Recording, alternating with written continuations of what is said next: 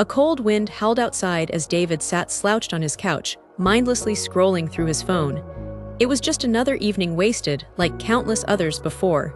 He sighed, glancing at the clock. 10:37 p.m. The entire day had passed, and he had done nothing meaningful. David had big dreams once. He wanted to start his own business, travel the world, and become a writer. But years had slipped away, consumed by procrastination, distractions, and meaningless entertainment.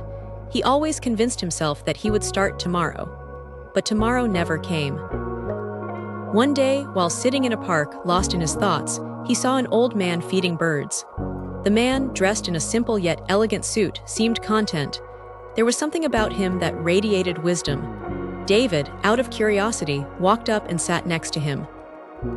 "Young man," the old man said without looking up, "you seem troubled. What's on your mind?" David was startled. How had the old man sensed his frustration? After a moment of hesitation, he replied, "I feel like I'm wasting my life. I have so many dreams, but I just can't seem to take action. I always think there's more time." The old man chuckled and pulled out an old pocket watch. He held it up and said, "Time is like this watch. The hands keep moving, whether you pay attention or not. Every second lost is gone forever." David nodded, but his heart was heavy. "I know that, but I just keep postponing everything. I tell myself I'll do it later." The old man smiled and said, "Let me tell you a story. Many years ago, a young man named Ethan was just like you, full of dreams but always waiting for the right time. He wanted to be a great artist, but he kept putting off practicing.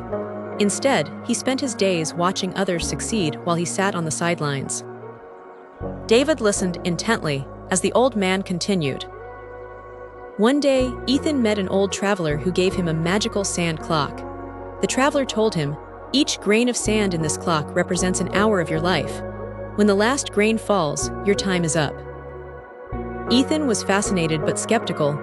"How much sand do I have left?" he asked. The traveler simply smiled and replied, "That's the mystery. You might have many years or just a few moments."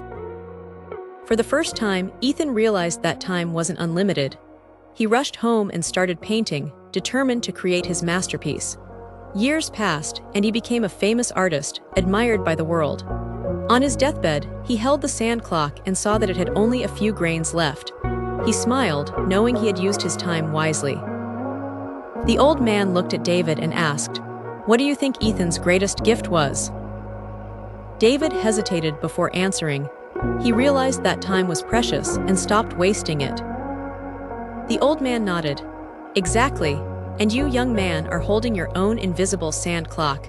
The question is, what will you do with it?" David sat in silence, letting the words sink in.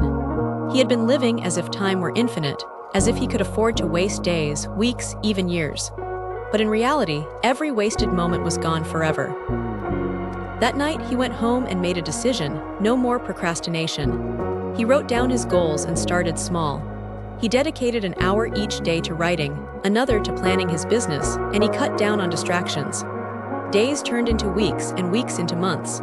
He saw progress, and with progress came confidence. Years later, David became a successful entrepreneur and a published writer. He often looked back at the moment he met the old man in the park, realizing that one conversation had changed his life forever. One evening, while sitting in the same park, David saw a young man staring at his phone, looking lost. He smiled, walked over, and sat down next to him. "You seem troubled," David said. "What's on your mind?" The cycle continued, but this time, David was the one passing on the lesson. Because in the end, life's greatest truth remains the same. Don't waste your time. It's the most valuable thing you have.